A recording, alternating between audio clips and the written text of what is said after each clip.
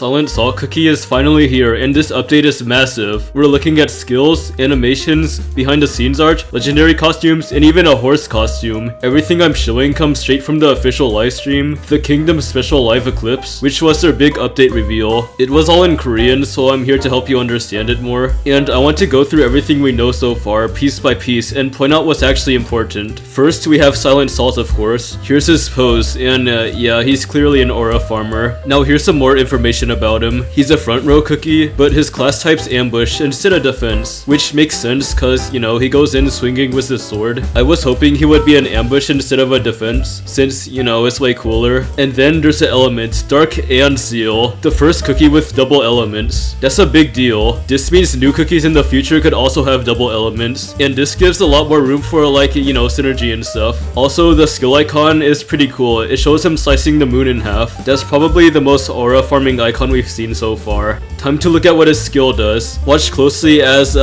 you see how OP it is. His skill is absolutely insane. He dodges a lot, probably has super long iframes where he can't get hit, rides his horse, summons this giant circle, slices it, and then everything blows up. It's clearly a high damage skill, and he's probably a DPS cookie. He's definitely gonna be relevant inside the arena, and probably for a really long time. Maybe he'll do more damage than Shadow Milk and be even stronger than him. Now it's time for some artwork. Here's some official animations that show his idle stances, and we can also see him riding the horse. When you think about it, the horse is pretty big compared to cookies, and you know, that makes sense. The horse has to be big enough for Silent Salt to ride. Then there's behind the scenes stuff. An artist drawing Silent Salt on a computer. You can see all the layers and stuff, and it looks pretty cool. Now check this out. Here's Silent Salt's tired form. Even with that helmet on, you can still see tons of emotion. Now here's 4 different Silent Salt heads, and the bottom 2 are tired ones yet again. It's crazy how they can make a helmet show emotions, right? Now look at this, his crash out form, the thing everyone wants to see. It's similar to how the other beast cookies look when they crash out, that defeated, drained look. Here's the other 4 beast cookies for reference, and Silent Salt fits right in. In the livestream, they also show how Silent Salt works internally in-game. When working on his animation, you can see his spine and skeleton. So cookies in-game aren't just like flat 2D sprites, they're actually a bunch of moving parts.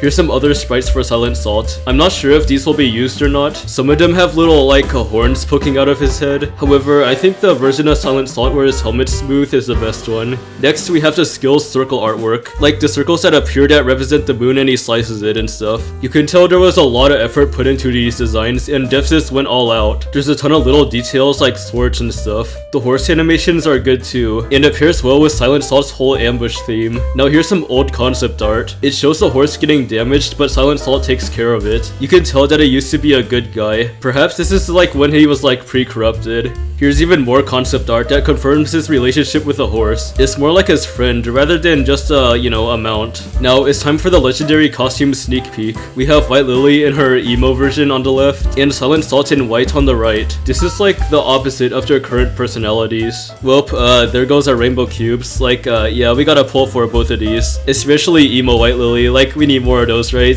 There's also some artwork, and it shows a boat scene with both of them. Kind of like the river Styx, if you know what that is, where Silent Salt is a boatman. It's a pretty striking visual, fits the theme well, and overall is perfect. Next, we have the horse costume, of course. It matches Silent Salt's new white clothing. So there is one thing I'm wondering, what's the horse's name?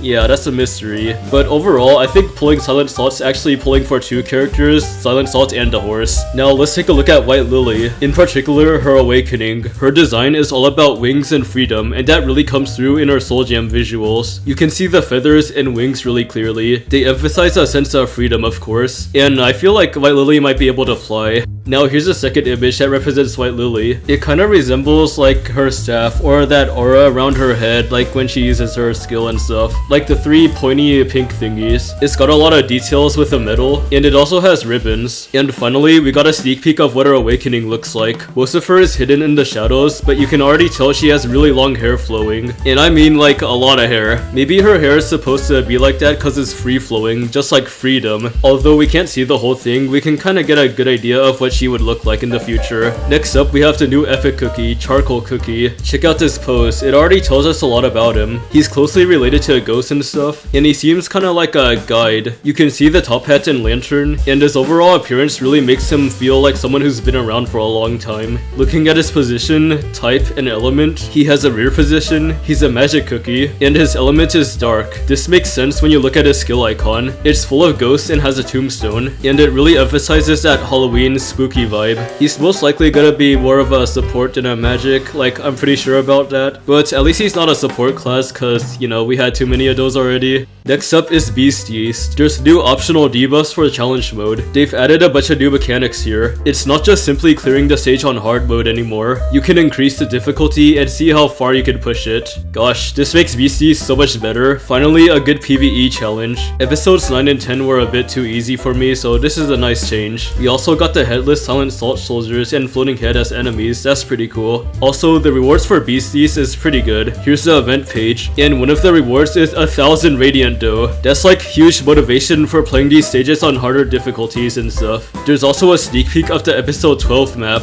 The map design is really interesting. It looks like Silent Salt's kingdom. So in a bunch of trailers, it shows Silent Salt killing a bunch of cookies. I wonder if those cookies are his own citizens or if they're just like kind of unrelated. There's also a ton of ghosts shown in his kingdom, and maybe it's those cookies or not, who knows. Now here's the juicy stuff. Let's take a look at the roadmap for the rest of the year. This comes straight from the official livestream, so it's as close to a confirmed info as we can get right now. Starting with the leftmost section, we got Silent Salt, episode 11 of Beasties, the Silent Salt Beast Raid, and Charcoal Cookie. There's also a bunch of different little events too. Moving over to the second section, we can see White Lily's Awakening, episode 12 of Beasties, and the legendary costumes for Silent Salt and White Lily. There's also gonna be new arena statues during this part of the update. Yeah, there's gonna be a bunch of new ones, and hopefully they're pretty accessible. We're also getting green tea mousse and Silverbell magic candies. I feel like green tea mousse's candy will be pretty good because she's like already decent as an epic cookie. Silverbell might have a chance too because of White Lily, so you should probably buy their soul stones from the mileage shop soon.